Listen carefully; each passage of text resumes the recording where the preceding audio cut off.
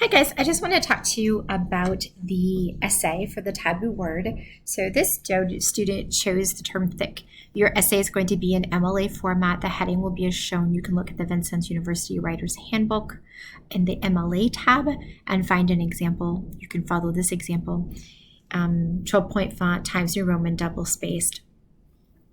And so you can see the format, but I want to go down and I want to show you when we talk about in-text citations.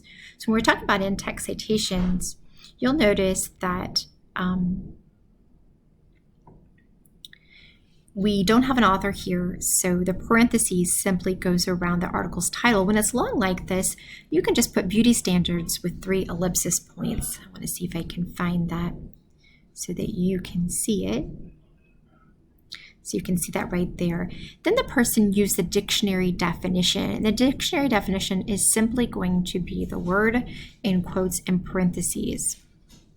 If you have 2 of the same, you could put urban, for example, in italics next to thick.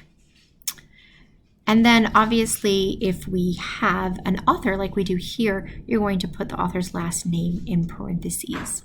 So I think that is it in a nutshell. And as always, if you have questions, feel free to ask. Thank you.